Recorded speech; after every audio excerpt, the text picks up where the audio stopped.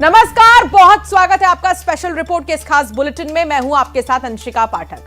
Iran में आज की रात तबाही की रात बन सकती है। अमेरिकी राष्ट्रपति डोनाल्ड ट्रंप के ऐलान के बाद पूरे पश्चिम एशिया में हड़कंप मचा है। ट्रंप ने साफ चेतावनी दी है कि अगर तय डेडलाइन तक ईरान नहीं झुका तो उसे पूरी तरह तबाह कर दिया जाएगा। इसी बीच ईरान में अमेरिकी रेस्क्यू ऑपरेशन को लेकर बड़े सवाल उठ रहे हैं। क्या यह सिर्फ सैनिकों को निकालने की कार्रवाई थी या इसके पीछे यूरेनियम से जुड़ा कोई गुप्त मिशन था? इजरायल की गोलानी ब्रिगेड के मोर्चे पर आने की खबरें भी डर बढ़ा रही हैं। सवाल यही, क्या जंग अब परमाणु तबाही से बस एक कदम दूर है?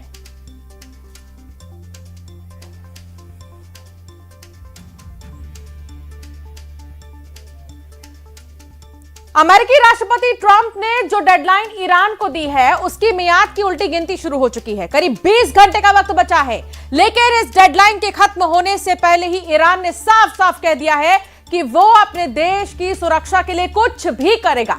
मतलब डेडलॉक बना हुआ है। और इन सब के बीच खबर मुज्तबा खामेनेई को लेकर भी है। सवाल उठ रहे हैं कि मुज्तबा खामेनेई कहां हैं? उन्हें लेकर एक इंटेलिजेंस मेमो सामने आया है। इसकी डिटेल आपको आगे दिखाएंगे, लेकिन सबसे बड़ा खतरा इस वक्त ईरान पर मंडरा रहा है, क्योंकि ट्रंप कह चुके हैं कि डेडलाइन खत्म हुई तो ईरान में तबाही आएगी। एक रात में वो ईरान को बर्बाद कर देंगे।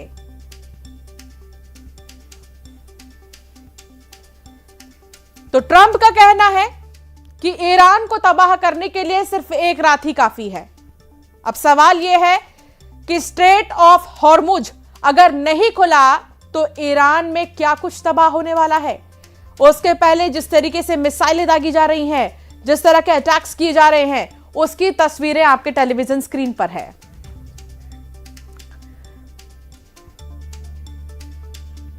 पश्चिम एशिया में तनाव लगातार बढ़ता जा रहा है। इजराइल और अमेरिका के हमलों के बाद ईरान और उसके सहयोगी की जवाबी कार्रवाई से हालात और भी ज्यादा गंभीर हो चुके हैं। तेहरान में एयरफील्ड और रेवोल्यूशनरी गार्ड के ठिकानों पर हमलों का दावा किया गया है। सऊदी अरब के जुबैल में पेट्रोकेमिकल प्लांट और तेहरान के मेहराबाद एयरपोर्ट इलाके में धमाकों के बाद आग की तस्वीरें सामने आई हैं। इधर लेबनान में इजरायली सेना का ऑपरेशन जारी है। ईरानी पुलिस ने अमेरिकी हेलीकॉप्टरों पर फायरिंग का जो वीडियो है वो जारी किया है, जबकि हिजबुल्लाह ने इजरायल के हर्मेस 450 ड्रोन को गिराने का दावा किया है। और ये तस्वीर आपको दिखा रहे हैं, ये 12 तस्वीर आपके टेलीविजन स्क्रीन पर है। देखिए कहां कहां क्या हो रहा है इस वक्त। कुल मिलाकर पश्चिम एशिया में कुछ भी ठीक नहीं है। जुबैल सऊदी अरब की तस्वीर आपको दिखा रहे हैं, ये सैबिक प्लांट में आग लगा दी गई।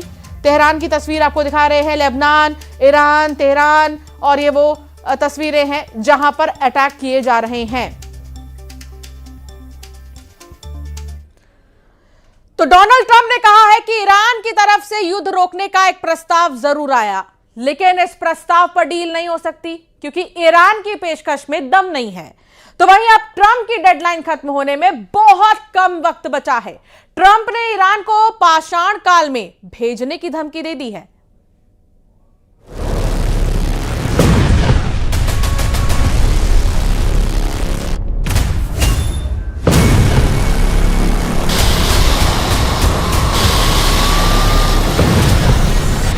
तेहरान में मेहराबाद एयरपोर्ट के पास धमाके।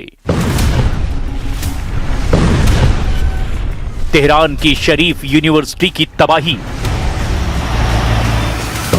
ईरान का कोना कोना उजाड़ने वाला ऑपरेशन तैयार है। डोनाल्ड ट्रंप ने बता दिया है कि वो ईरान की ईंट से ईंट बजाने वाले हैं। ट्रंप के माइंड में क्या चल रहा है? तो जवाब है धमाके, धमाके और सिर्फ धमाके। तेहरान में धमाके, इस्फान में धमाके, मशहद में धमाके और शिराज में भी धमाके। धमाके कूम में, धमाके करज में, धमाके तबरीज में और किमरान शाह में, धमाके बंदर अब्बास और आबादान में। डोनाल्ड ट्रंप अब धमाकों से पाट देना चाहते हैं पूरे ईरान की जमीन को। Mind when the enemy is weak, but that enemy is strong. Not so strong like they were about a month ago. I can tell you, in fact, right now they're not too strong at all, in my opinion, but we're soon going to find out, aren't we? But when a thing like that happens, where a pilot shot down, in most instances, you're really not able to go in.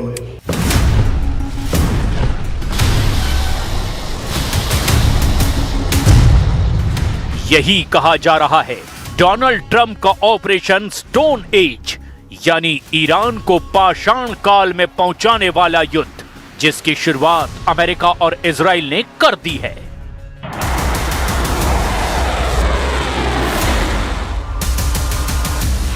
ये Iran की south पास gas field है। यहां पर हुए हमले की तस्वीर देखिए। ये वो इलाका है जहां से ईरान की 85% से ज्यादा गैस का उत्पादन होता है। इजराइल ने खुल्लम खुल्ला माना है कि अब ईरान के हर ऐसे ठिकाने पर हमला किया जाएगा जिसकी तबाही ईरान को घुटने पर आने के लिए मजबूर कर देगी।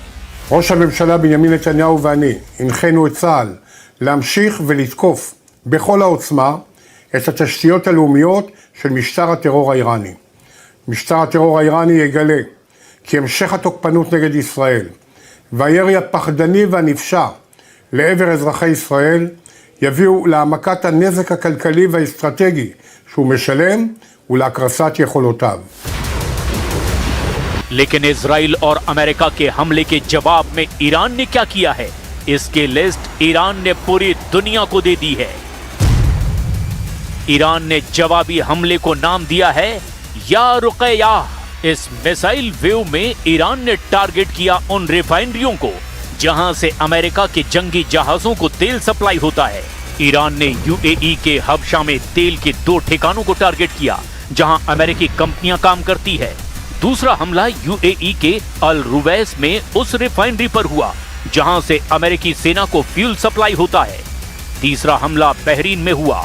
ईरान के ड्रोन फोर्स ने अमेरिकी कंपनियों की पेट्रोकेमिकल फैसिलिटीज पर हमला किया। चौथा हमला कुवैत के शुआलबा में हुआ जहां अमेरिका की पेट्रोकेमिकल कंपनियों में धमाके हुए।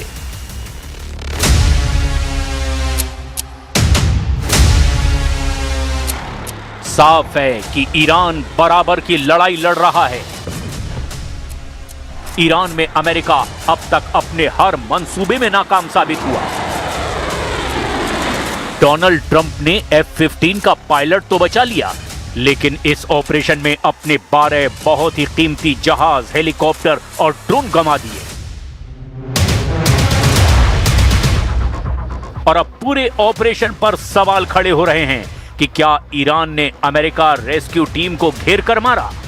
अब ट्रंप ने ईरान को स्टोन एज यानी कि पाषाण काल में पहुंचाने वाले जिन हमलों की धमकी दी है, उनकी डेडलाइन भी सुन लीजिए। अमेरिका के समय के मुताबिक मंगलवार रात 8 बजे यानी भारत के हिसाब से बुधवार को सुबह 5:30 बजे। इस मियाद के बाद अमेरिका ईरान के पावर प्लांट और ईरान के पुलों पर हमला शुरू कर देगा।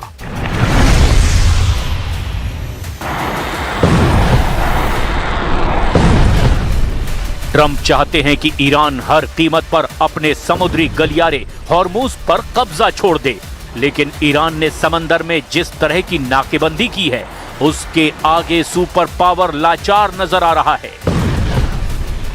ईरान अब ट्रंप से कोई डील नहीं करना चाहता। ईरान का दावा है कि अमेरिका डील नहीं बल्कि इसके बहाने ईरान पर हमले की बड़ी तैयारी करना चाहता है। Iran's reaction would be one of reciprocating any such attack.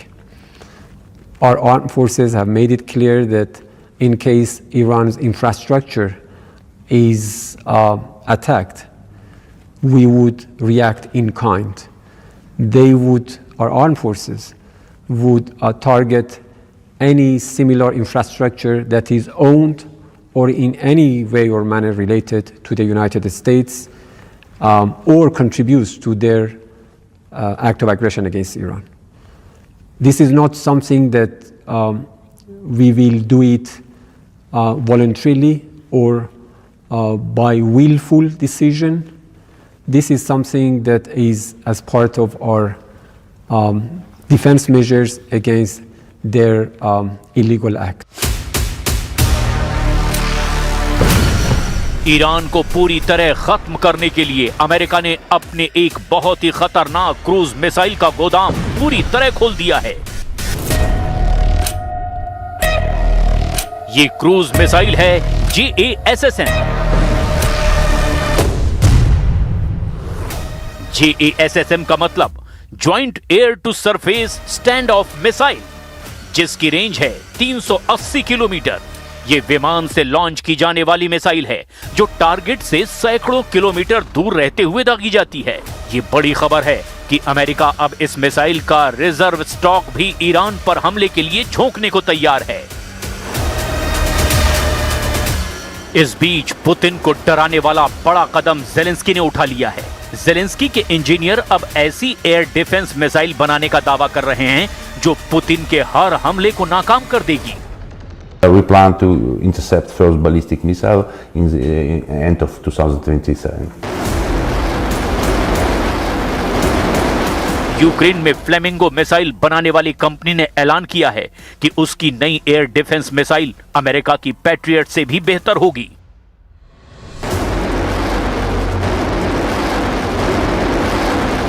इस मिसाइल की कीमत $10 लाख से कम होगी, जबकि पैट्रियट जैसी मिसाइलों की कीमत $25 लाख से भी ज्यादा होती है।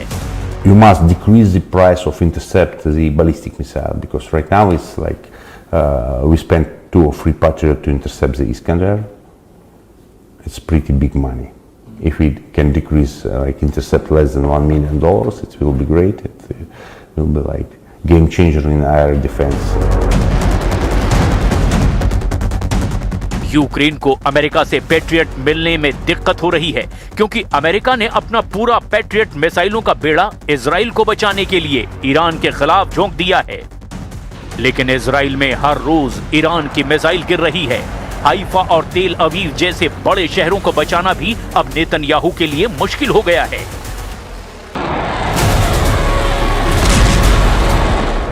ईरान के खिलाफ युद्ध को देखकर इस वक्त अमेरिका का हर दुश्मन लंबी जंग की तैयारी कर रहा है। ईरान ने अब मिसाल पेश कर दी है, वो कई महीनों तक युद्ध लड़ने के लिए तैयार है। यही वजह है कि यूक्रेन हो या फिर कोई और देश, हर जगह नए नए हथियारों और टेक्नोलॉजी की टेस्टिंग हो रही है। छोटे देशों को मामूली समझना सुपर पावर के लिए खतरनाक साबित हो रहा है। ईरान हो या फिर यूक्रेन, ये अमेरिका और रूस जैसे बड़े बड़े देशों को गहरे जख्म देने के लिए तैयार हैं।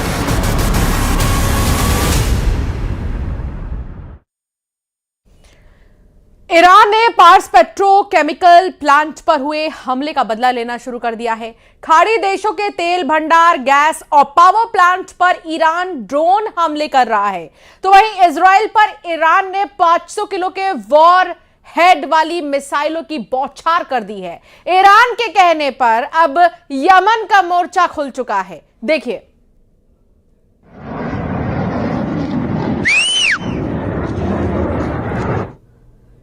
तो ये तस्वीर आपको दिखा रहे हैं जब ईरान ने पार्स पेट्रोकेमिकल प्लांट पर हुए हमले का बदला कुछ इस तरीके से लिया है। यह आपको तस्वीर दिखा रहे हैं कि किस तरह लगातार जो ईरान है वो हमले का बदला ले रहा है। जो हमले पेट्रोकेमिकल प्लांट पर किए गए हैं उसका बदला लिया गया।